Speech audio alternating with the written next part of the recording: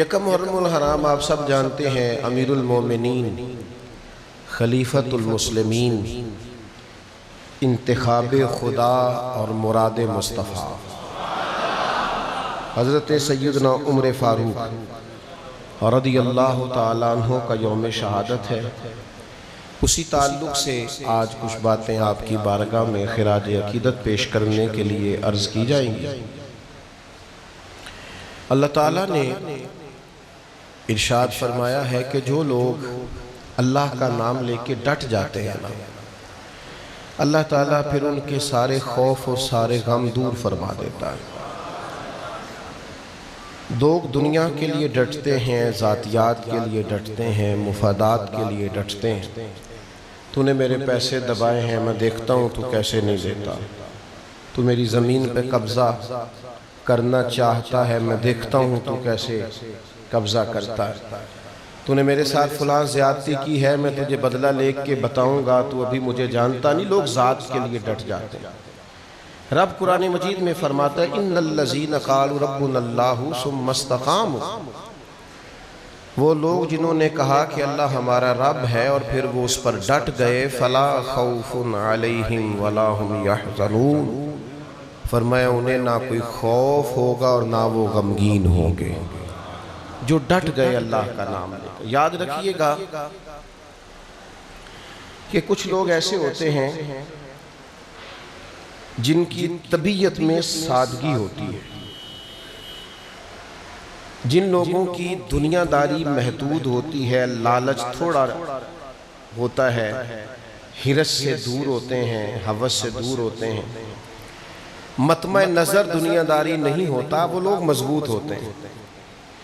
جو لوگ اپنے مفادات کی جنگ لڑتے ہیں، اپنے لیے سوچتے ہیں، آہستہ آہستہ وہ کمزور ہونے لگ جاتے ہیں۔ بہت سے مقامات پر انہیں خود محسوس ہوتا ہے کہ میری گفتگو پھیکی سی ہے، اس میں کوئی وزن نہیں ہے، کیونکہ میں خود اس پر عمل نہیں کر پا رہا۔ تو توانا اور طاقتور وہ لوگ ہوتے ہیں جو بے لوث ہوتے ہیں، خدمت کا مزاج رکھتے ہیں، محنت کا جذبہ رکھتے ہیں، جد و جہد جن کی طبیعت ہوتی ہے، دنیاوی خوشامد سے کوسوں دور ہوتے ہیں۔ وہ لوگ ذرا صحیح معنوں میں آگے بڑھ جاتے ہیں۔ اور پھر دنیا کی لذات جن لوگوں کو نہیں نہ لگتی، وہ لوگ بھی بے خوف ہوتے ہیں۔ لذتیں لگ جاتی ہیں، کھانے کا چسکا، اچھا لگنے کا شوق، بہترین لباس کی خواہش، اچھی گاڑی، اچھا موبائل، اچھا گھر، اچھی، یہ لذات ہیں، دنیا کی لذتیں لگ جاتی ہیں بندے۔ جن لوگوں کو یہ لذت لگ جاتی ہے نا، وہ پھر عبادت کی لذت نہیں لے پاتے، وہ یاد خدا کی لذت نہیں لے پاتے، سجدوں میں جمتی نہیں پیشانیاں ان کی الا ماشاءاللہ۔ تلاوت قرآن مجید کے ساتھ ان کا وہ لب و لہجہ نہیں ہوتا، چونکہ یہ ایک الگ ذائقہ ہے، یہ بھی ایک ذائقہ ہے پورا۔ دنیا داری کی لذات یہ جب پورے طور پر ہیوی ہو جاتی ہیں، ہمارے ایک استاد کہا کرتے تھے، کہتے تھے میں اپنے بچوں سے بھی کہتا ہوں اور اپنے شاگردوں سے کہتا ہوں کہ جس آدمی کے بال ہی سارا دن ٹھیک نہیں ہوتے، اس نے کوئی کام کیسے کرنا؟ سارا دن تو اس نے آئینے کے سامنے کھڑے ہو کے گزار دیا تو کیا کرے؟ دنیاوی لذتیں جن لوگوں کو لگ جاتی ہیں، ان کے لیے بھی بہت ساری چیزیں مشکل ہوتی ہیں۔ اور پھر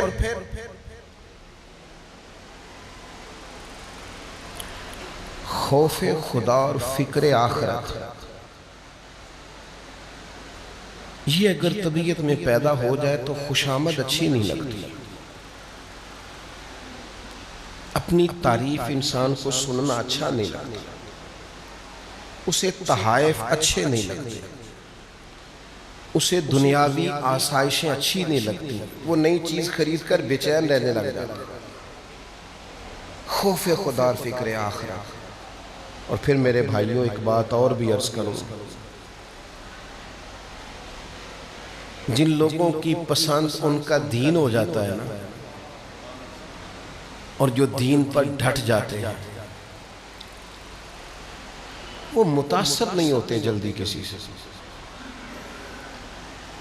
ان کو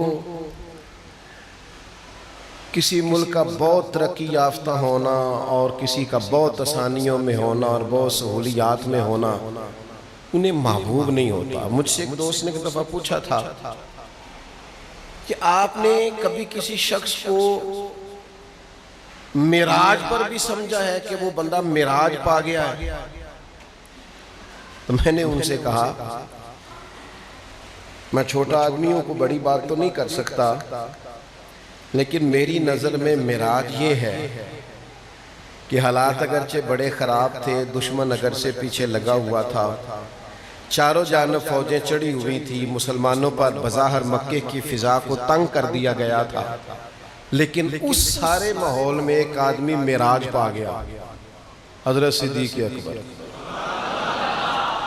ادھر ادھر دائیں بائیں کافر تھے، لوگوں کا خیال یہ تھا کہ شاید انہوں نے ساری چیزیں تنگ کر دی ہیں، حالات کو کٹھن کر دیا ہے، لیکن جناب صدیق اکبر کی معراج یہ تھی کہ ان کے پاس اور کوئی نہ تھا، وہ غار میں اکیلے تھے اور گود میں محبوب کا سر نور رکھے ہوئے تھے، اور بٹھا کر اپنے محبوب کو اپنے پہلو میں جو لوگ کچھ نہیں نہ کرتے وہ بھی کمال کرتے ہیں۔ یہ معراج ہے، معراج پائی۔ تو یاد رکھیے گا اور سمجھ لیجئے گا، دین پر ڈٹ جانا،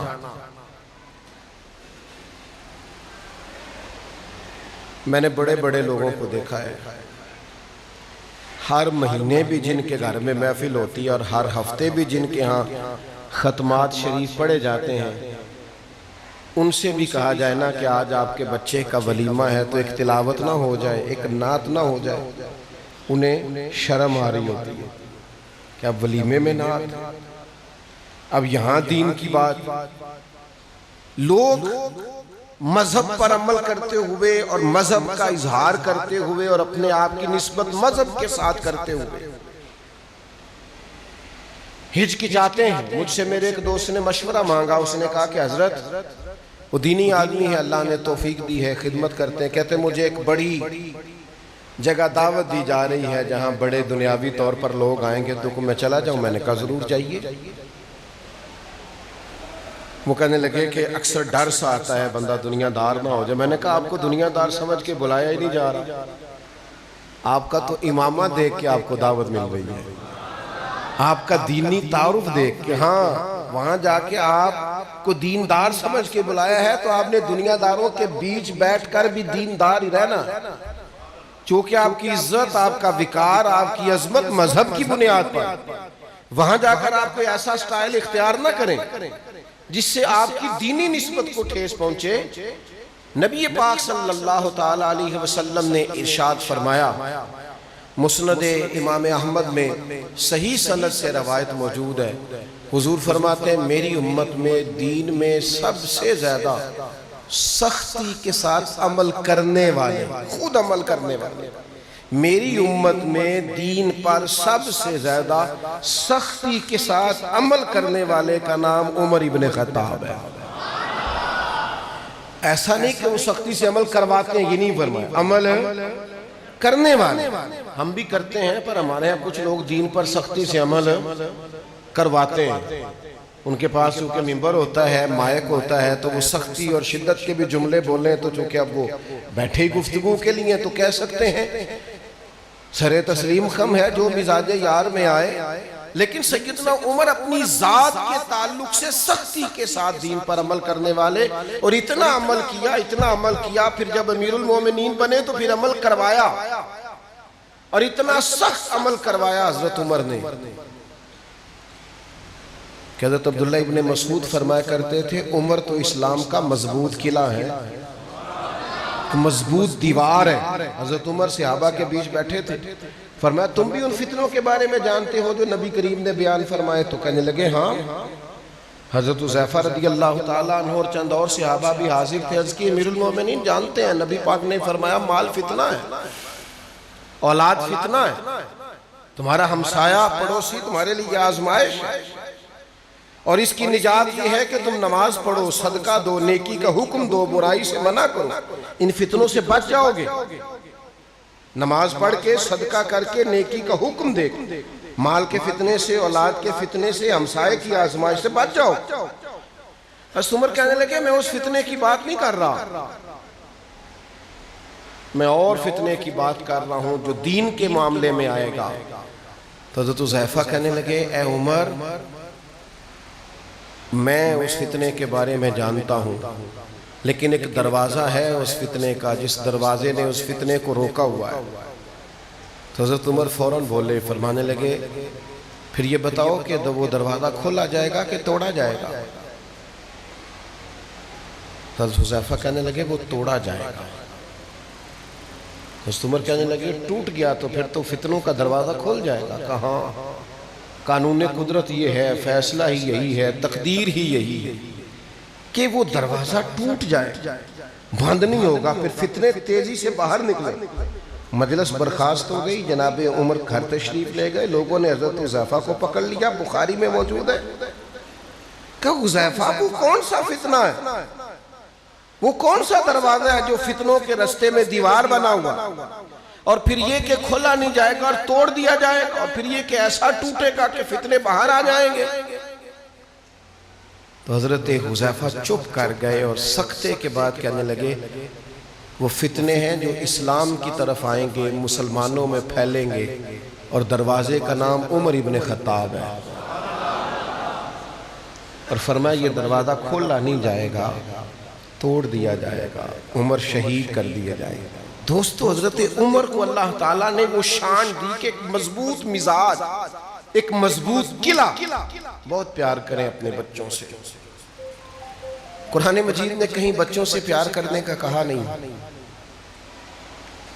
بلکہ اگر میں کہوں کہ قرآن مجید نے تو تھوڑا کم کرنے کا کہا ہے، کیونکہ بچوں سے تو فطرتی پیار ہوتا ہے۔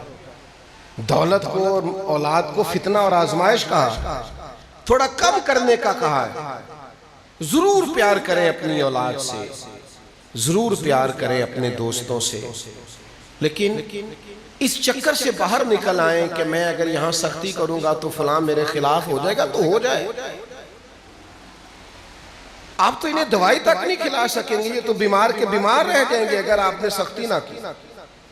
یہ گڈ بک میں آنا چھوڑ دیں کہ میرے دوست بھی مجھے اچھا کہیں، فلانا مجھ سے نہ بگڑ جائے، فلانا مجھ بگڑ جائے، کس نے بگڑنا ہے؟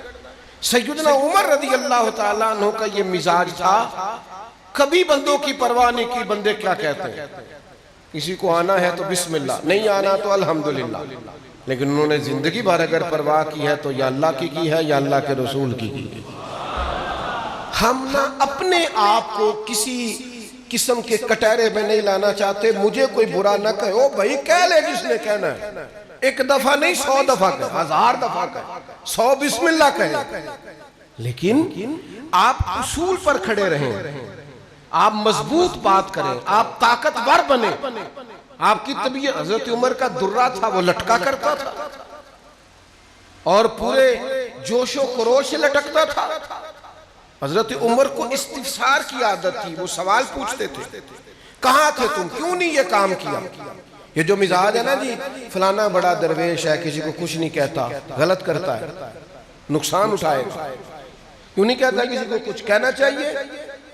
جہاں کوئی غلطی کرے، حضرت عثمان غنی تو مسجد میں ایک صحابی جمعے میں دیر سے آئے، فرمایا آپ کہاں تھے؟ انہوں نے کہا میں لیٹ ہو گیا تھا اور فلاں کام کر رہا تھا، میں وقت پہ آیا کرو، جمعے کا دن ہے، آپ کو پتہ نہیں اذان ہو جائے تو سارے کام چھوڑ دینے چاہیے۔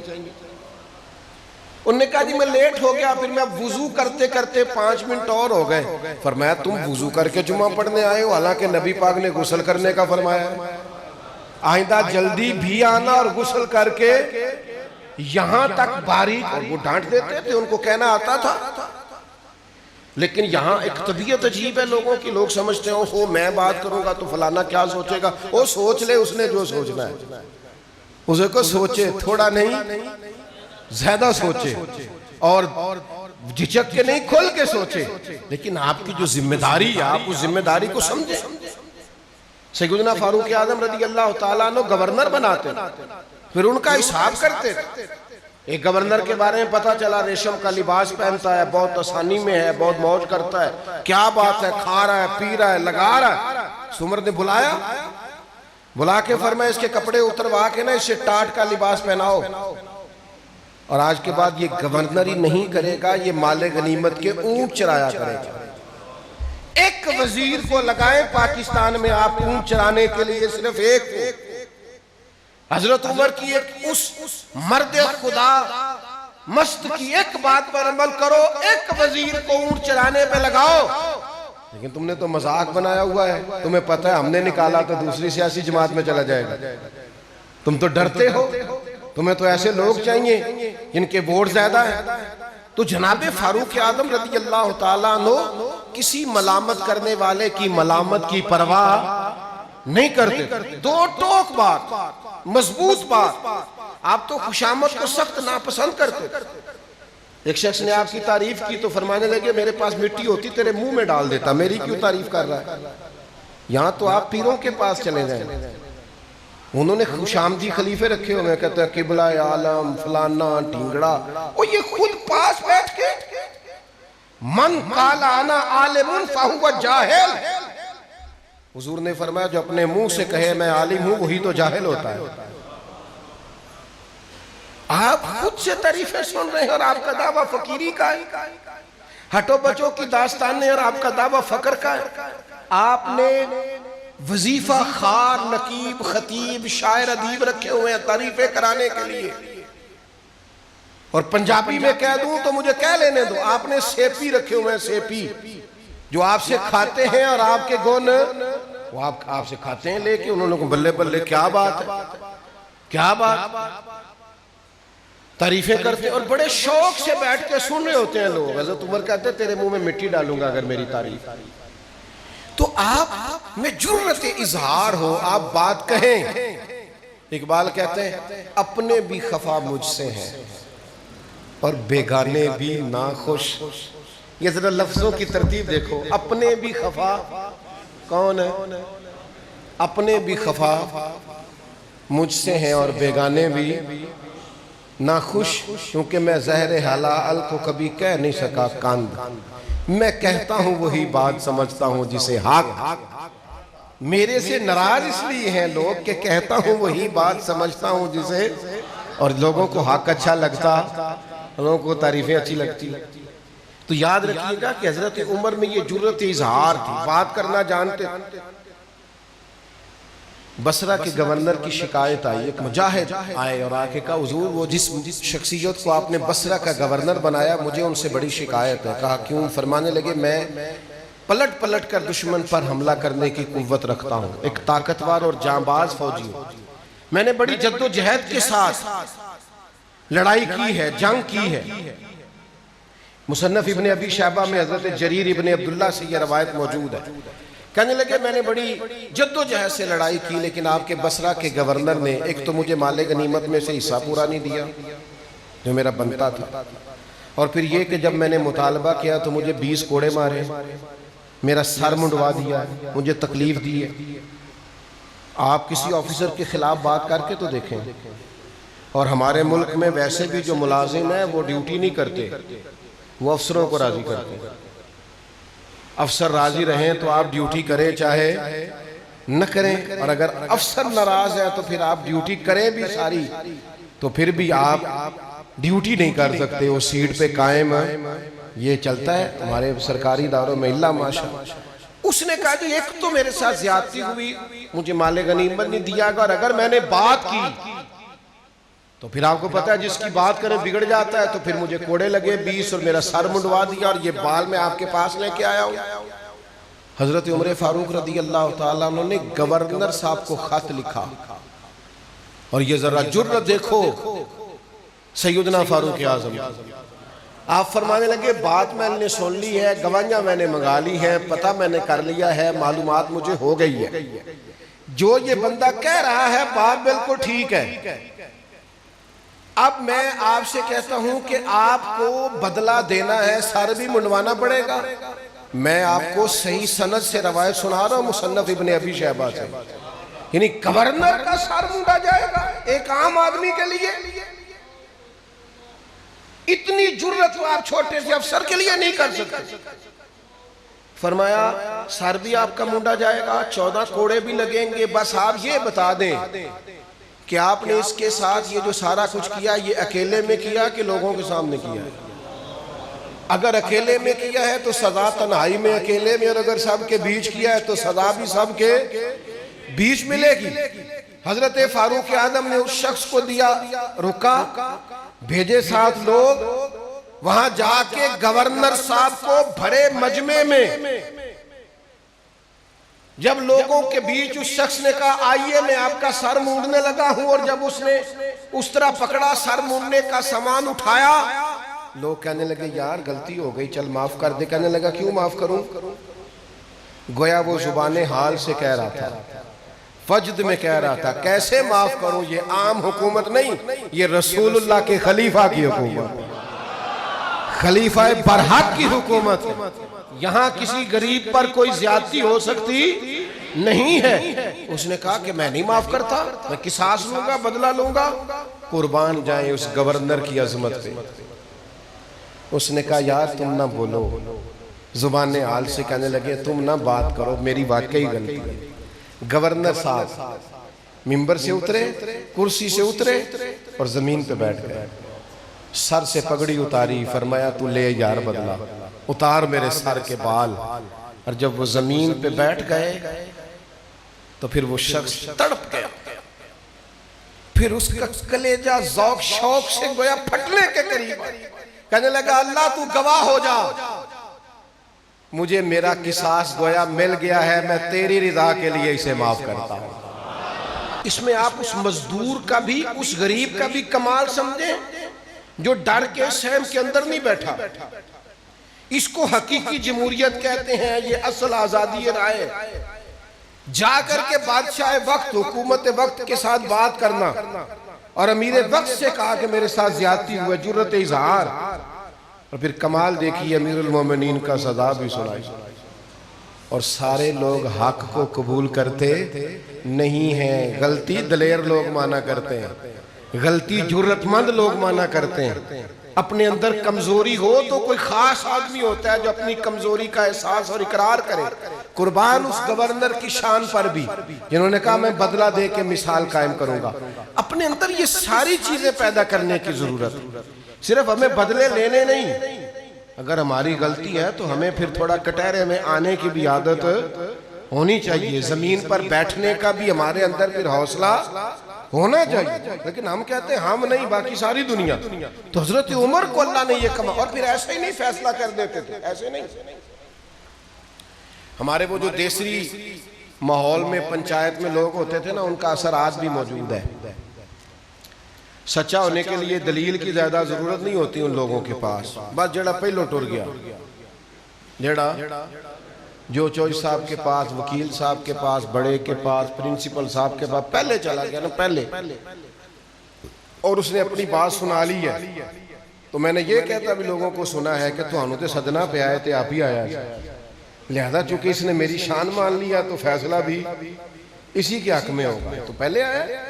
مزاج ہو حضرت عمر رضی اللہ تعالیٰ عنہ چونکہ فیصلہ کرتے تھے تو بات کی گہرائی میں اترنے کے عادی, گہرائی تھوڑا سا نا, جب تک آپ دوسرے کی بات نہ سن لے, رائے نہ قائم کریں, فوراً فیصلہ نہ کر لیں سنی سنائی بات پہ, بندہ کوئی نہ. اور یہ اتنے پراپوگنڈے مشہور ہو, ایک طرف بات سنتے ہیں نا, آپ نے 100 جگہ پہ یہ مسئلہ سنا ہوگا کہ جڑا عمرہ کر لے ہوتے تھے آج فرض ہو جاتا, تو یہ کسی جگہ نہیں لکھا ہوا, لیکن آپ ساری دنیا کو سمجھائیں. BBA کیا نوجوان ہے, مجھے جانتا ہے, اس کی بیوی امید سے تھی, چاند گرہن ہو گیا, پڑھا لکھا آدمی ہے, تو مجھے کہنے لگا جی یہ چاند گرہن ہو جائے تو بیوی حاملہ ہو تو کیا کرنا چاہیے. میں کہا یار کس جگہ الجھ گئی, قوم کہاں پھنس گئی, کوئی کہیں نہیں لکھا. اسے آرام کرنے تو کچھ بھی نہیں ہوتا, بیٹھنا نہیں, تو آپ کن توہمات میں الجھ گئے. تصویر کا دوسرا رخ تو دیکھیں, مسئلے کی تحقیق تو کریں. حضرت عمر کے پاس بی بی آ گئی, ہم ایک طرفہ بات سنتے ہیں, یک طرفہ, اور یک طرفہ بات سن کے ذہن بنا لیتے ہیں. اور پھر جب جو اس طرح کا مسئلہ ہوتا ہے, اس طرح کا, ذرا غور کیجئے گا. یعنی اگر بی بی کہے کسی سے کہ فلاں آدمی نے مجھے تنگ کیا ہے, تو بات بندے کی مانی جائے گی بی بی کی, بندہ جتنا مرضی معزز ہو. لوگ کہتے ہیں فلاں کہہ گئی ہے. یہ اتنا خوفناک حالات ہیں, لوگ تصویر کا دوسرا رخ دیکھتے ہی نہیں. الجھے الجھے بکھرے بکھرے روز و شب دیکھے گا کون, لوگ تیرا جرم دیکھیں گے, سبب دیکھے گا کون. لوگ دلیل ہی نہیں پوچھتے, کہتے ہیں نہیں فلاں کہہ گیا. بی بی آگے حضرت عمر کے پاس آ کے کہنے لگی میرا شوہر بڑا تنگ کرتا ہے، بڑی تکلیف دیتا ہے، بڑی آزمائش میں ہوں، بڑا ظالم ہے۔ فرمانے لگے کون ہے تیرا شوہر؟ اس نے کہا حضرت ابو سلمہ رضی اللہ تعالیٰ۔ حضرت عمر کہنے لگے اسے تو میں قریب سے جانتا ہوں، حضور کا صحابی ہے، نیک آدمی ہے۔ دو آدمی اور تھے، ان کو بلایا، فرمایا تم ابو سلمہ کو جانتے ہو؟ حضور جب کیسا ہے؟ کہا حضور کیا بات ہے، کیا نفیس انسان، یہ کس کے بارے میں بات، اور ان کی اپنی بیوی۔ اب قریب بیٹھے لوگ تو سمجھیں گے کہ جب اپنی بیوی کہہ رہی ہے تو مسئلہ تو ہوگا۔ حضرت عمر رضی اللہ تعالیٰ عنہ نے فوراً ایک شخص کو بھیجا، فرمایا ابو سلمہ کو بلا کے لاؤ۔ وہ آئے، اہلیہ بیٹھی تھی۔ آپ نے فرمایا تیری بیوی تیری شکایت کر رہی ہے۔ تو حضرت ابو سلمہ کہنے لگے اے عمر، اتنا خوشحال اس کے خاندان اور قبیلے اور علاقے میں کوئی نہیں جتنا میں نے اسے خوشحال رکھا ہوا، اتنا اچھا لباس اور کوئی نہیں پہنتا۔ آج کچھ بیبیاں یہ بھی کہتی ہیں نا جی وہ کپڑے لے کے دین نال کی ہوندا ہے، خرچہ ساری دنیا ہی دین دی ہے۔ بھئی اگر صحابہ اس کو گنتے تھے تو آپ اس کو معمولی سمجھتے ہیں؟ ان شمار کر رہے، حضرت ابو سلمہ کہہ رہے سب سے اچھے کپڑے یہ پہنتی، سب سے اچھا کھانا یہ کھاتی، سب سے اچھے گھر میں یہ رہتی۔ مسئلہ کیا ہے؟ ہاں ازدواجی وظیفہ ادا کرنے میں میں ذرا کم ہوں، یہاں تک بات ہے، باقی اس کو زندگی کی ہر آسانی اور سہولت میسر ہے۔ یہ حضرت عمر ہے۔ حضرت فاروق اعظم نے درہ اٹھا لیا اور اس خاتون سے کہنے لگے تجھے تیری ماں روئے، تو اپنے شوہر کے خلاف بات کرتی ہے، تو اللہ سے نہیں ڈرتی، تو مالک کا خوف نہیں کرتی، اور اتنے لوگوں کے بیچ آ کے تو نے ایک وہ شخص ہے جس کے مقدمے پر فوراً جناب عمر نے کہا ہے کہ میں نے تحقیق کی ہے یہی معاملہ، اور یہاں حضرت عمر فاروق رضی اللہ تعالیٰ وہاں بھی تحقیق کر کے بات کی، یہاں بھی تحقیق کر کے بات کی، فرمایا تو اللہ سے ڈر جا، یہ کام نہ کر۔ وہ بھی کیا عظمت والی خاتون تھی، کہنے لگی مجھے تنبیہ ہو گئی ہے، آج کے بعد شکایت کا موقع نہیں ملے، میں اپنے شوہر کے معاملے میں ضرور اپنے رب کا خوف کروں۔ حضرت فاروق اعظم رضی اللہ تعالیٰ عنہ اسلام کا مضبوط قلعہ، کوئی آدمی اگر ناجائز بات کرتا تو روکتے، کسی پر ظلم ہوتا تو روکتے، کہیں زیادتی ہوتی تو حضرت عمر نے اپنے گورنروں سے کہا تھا تمہیں گورنر اس لیے نہیں بنایا گیا کہ تم لوگوں کی پشتوں پر درے برساؤ یا ان کی زمینوں پر قبضہ کرو، تمہیں تو اس لیے گورنر بنایا گیا ہے کہ تم سنت اور شریعت کا نفاذ کرو، تمہیں تو اس لیے گورنر بنایا گیا ہے لوگوں کی آسانی کے لیے تم فیصلے کرو۔ باقی ایک فلسفہ اور ہے حضرت عمر کی زندگی کا۔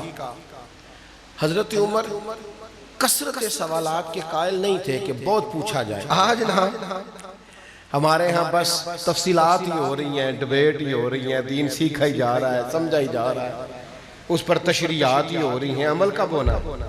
3 گھنٹے کی تقریر، 4 گھنٹے کی تقریر، 40 سال ہو گئے تقریر کرتے، 45 ہو گئے تقریریں سنتے، عمل کب ہونا؟ کچھ لوگ بڑے ہی سوال جواب کرتے پر سوال جواب ہی کرتے ہیں، عمل نہیں کرتے۔ صحیح مسلم میں حدیث موجود ہے، صحابہ نے حضور سے کچھ سوالات کیے، سرکار نے جواب دی، لیکن انہوں نے کچھ زیادہ ہی سوالات بعض نوجوانوں نے کر دی، اللہ کے رسول ناراض ہو گئے۔ مجھے بتائیے کیا کوئی ایسا سوال ہے جس کا میرے نبی کے پاس جواب نہ ہو؟ حضور ہر سوال کا جواب دے رہے، لیکن سوال ہی سوال، صرف بات ہی بات، مسئلہ ہی مسئلے، اور عمل نہیں۔ تو حضور ناراض ہو گئے، فرمایا پوچھو جو پوچھنا۔ تو ایک شخص نے کھڑے ہو کے کہا یا رسول اللہ میرا باپ کون ہے؟ تو حضور نے فرمایا فلاں تیرا باپ۔ ایک دوسرے نے کھڑے، یعنی وہ سوال جن کا تعلق علم غیب کے ساتھ ہے، یہ صحیح مسلم میں موجود، فلاں تیرا باپ، 2 کو بتایا۔ اب حضرت عمر بھانپ گئے کہ حضور تو ناراض ہو گئے، تو جناب فاروق اعظم اٹھے حضور کی بارگاہ میں، عرض کرنے لگے یا رسول اللہ ہم رب کی بارگاہ میں توبہ کرتے ہیں، اور ساتھ کہا حضور رضیت باللہ ربا وبالاسلام دینا وبسیدنا ومولانا محمد نبی ورسولا۔ یا رسول اللہ ہم بڑے راضی ہیں کہ اللہ ہمارا رب ہے، ہم بڑے راضی ہیں کہ اسلام ہمارا دین ہے، ہم بڑے راضی ہیں کہ آپ کو اللہ نے ہمارا نبی اور رسول بنا کے بھیجا ہے۔ تو اللہ کے محبوب علیہ السلام خوش ہو گئے۔ یاد رکھیے میرے دوستو، مضبوطی کے ساتھ دین پر عمل کیجیے، مضبوطی کے ساتھ، اور مضبوطی کے ساتھ نفاذ دین کی جد و جہد کیجیے، اور مضبوط اعصاب کے ساتھ اپنی زندگی گزاریے۔ جو آپ کی ذمہ داریاں ہیں ان کو صحیح طور پر ادا کرنے کی کوشش کیجیے۔ یہ حضرت عمر کی